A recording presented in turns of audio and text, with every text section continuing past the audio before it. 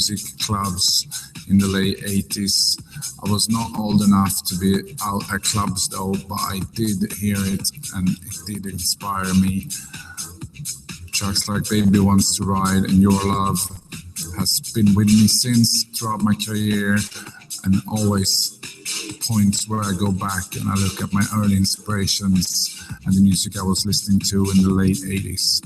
So thank you, Frank Knuckles, for everything you've done for us.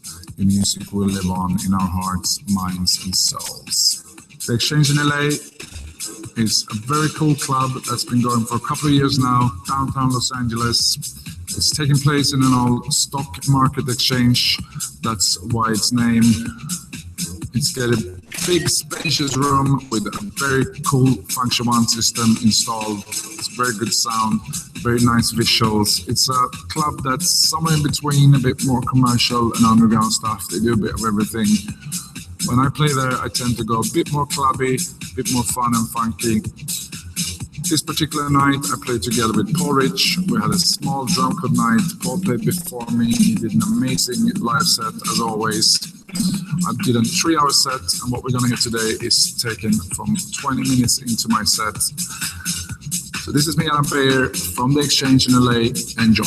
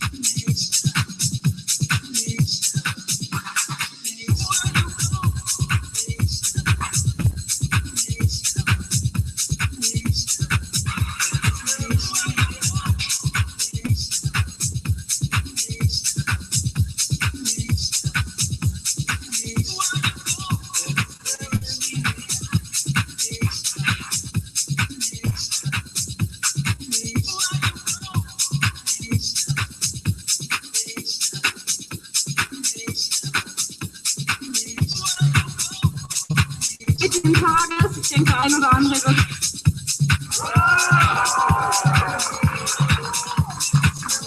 Wir hier vertreten, und das sage ich mit bestem Wissen und Gewissen, die Mehrheit des deutschen Volkes. Wir sind weder Rassisten, noch sind wir Ausländerfeinde, noch sind wir Rechtsradikale. Wir kommen aus der Mitte des deutschen Volkes. Ich denke, den Rest überlasse ich ihm.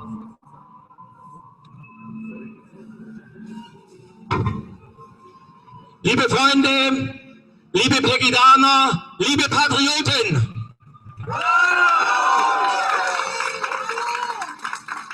wir hier vertreten, und das sage ich mit bestem Wissen und Gewissen, die Mehrheit des deutschen Volkes. Wir sind weder Rassisten, noch sind wir Ausländerfeinde, noch sind wir Rechtsradikale. Wir kommen aus der Mitte des deutschen Volkes. Wir werden nicht bezahlt von Gewerkschaften oder von Regierungen wie in Thüringen. Wir werden auch nicht erpresst, wie es Gewerkschaften und Regierungsämter machen, die in E-Mails unfassbarer Verstoß gegen Grundgesetz und der Neutralitätspflicht vom Staat, die ihren Angestellten sagen, kommen Sie zur Anti-Pegida-Veranstaltung oder Sie werden berufliche Nachteile haben. Das, meine Damen und Herren, das ist Faschismus.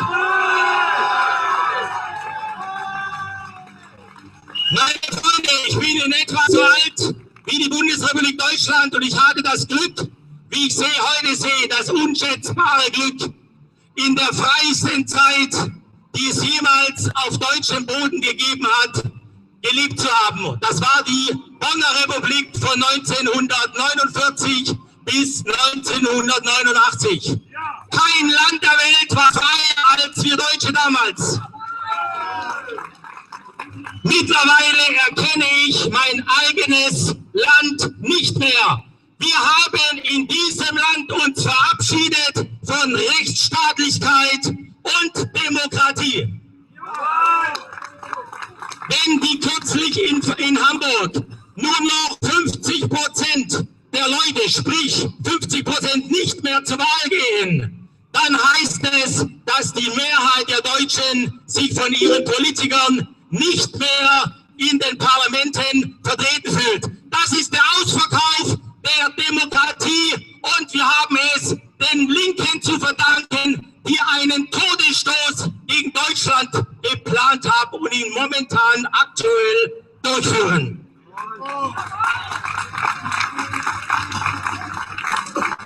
Mein Vorredner hatte gesagt, er weiß nicht, was der Hintergrund ist für das, was ich den Völkermord an Deutschland bezeichne. Der Hintergrund, meine Damen und Herren, ist, jeder Politologe wird es wissen, ist der Sozialismus und der Hintergrund der jetzigen deutschlandfeindlichen Politik ist die Politik der Frankfurter Schule, der sogenannte Neomarxismus. Ich will dazu nicht Näheres sagen, aber der Neomarxismus hat sich entschieden, dass um in Europa und in Deutschland den Sozialismus flächendeckend einzuführen, 3 Dinge geschehen müssen. Erstens, das Christentum muss bekämpft werden und ausgerottet werden. Zweitens, die abendländische Kultur muss so zu Tode kritisiert werden, dass die Deutschen und Europäer dahinter keinen Halt mehr finden. Es ist die Kultur von Aristoteles, die Kultur der Römer, die Kultur der Christen, die Kultur des Dialogs, des kritischen Hinterfragens. Hier hinten wird nicht kritisch hinterfragt.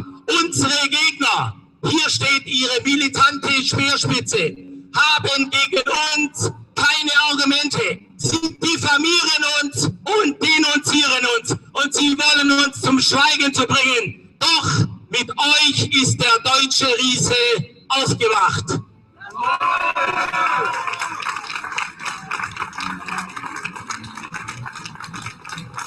Was im Moment geschieht, und es ist ein Verbrechen genug, dass unsere Lügenmedien diese Aktion geheim halten. Was im Moment geschieht, meine Damen und Herren und meine Freunde, ist ein Völkermord an uns Deutschen. Paragraph 6 Absatz 1 des UN-Gesetzes für Völkermord heißt folgendermaßen, hört genau zu: Wer in der Absicht, eine nationale, rassische, religiöse oder ethnische Gruppe als solche ganz oder teilweise auslöschen will, macht sich des Straftatbestands des Völkermords schuldig. Ich beschuldige das politische Establishment des Völkermords an uns Deutschen. Es gibt nur noch 60% der hier lebenden Menschen sind Deutsche. Und wer genau meine Rede und meine Artikel verfolgt hat, im Jahr 2012, es wird ja immer als Verschwörungstheorie abgetan. Und ich sage hier allen anwesenden Journalisten, wer mich hier als Verschwörungstheoretiker bezeichnet, wer mich hier als rechtsradikal bezeichnet, den werde ich in meinen Artikeln zerrufen und namentlich benennen.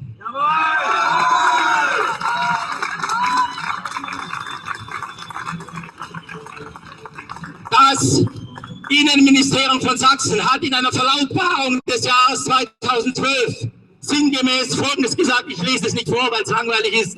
Im Jahre 2032, also in 17 Jahren, werden die Deutschen in Deutschland zum ersten Mal in der Geschichte die Minderheit sein. Das ist der Vollzug des Völkermordgesetzes, Artikel 6, Absatz 1 des Völkermordgesetzes der UN. Die Politiker und die Gewerkschaften vollführen an uns einen Völkermord und wer sich dagegen aufbegehrt, wird mit der infamen Nazi-Keule bedroht. Wir sollen uns dafür noch bedanken und uns mit ihnen verbunden. Nein, wir wehren uns gegen den Völkermord und wir werden die Geschichte in letzter Minute noch umdrehen.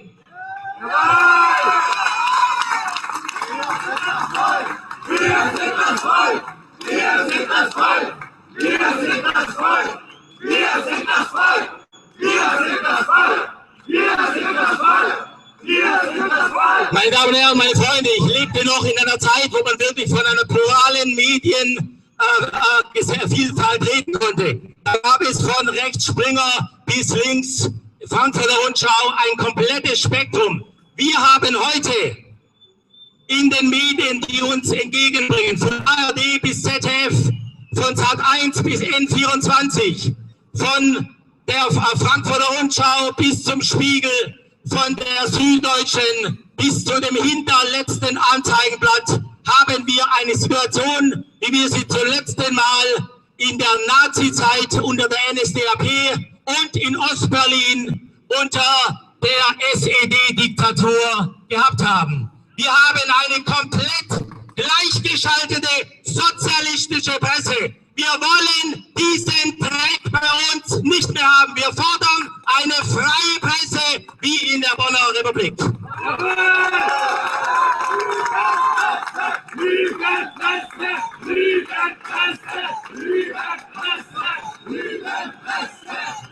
Die Medien sind zum Feind des deutschen Volkes geworden. Sie haben sich mit den Sozialisten in den verschiedenen Parteien, und zu meiner Schande muss ich gestehen, dass ich 28 Jahre die größte Volksverräterpartei Deutschlands, die SPD, gewählt habe.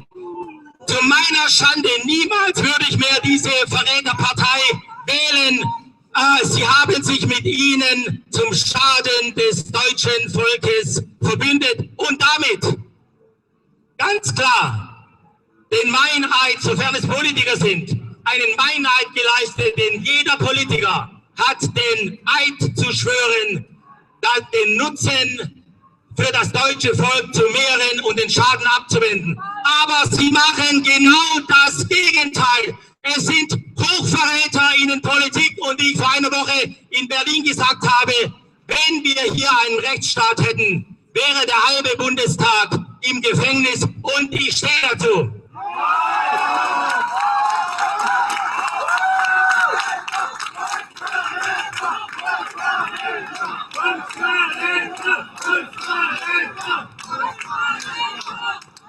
hinter jedem von euch, und das sage ich auch mit bestem Wissen und Gewissen, ich kenne als ich bin der zweitgrößte Blog nach PI in Deutschland, ich habe Zugriffe von 80.000 momentan pro Tag.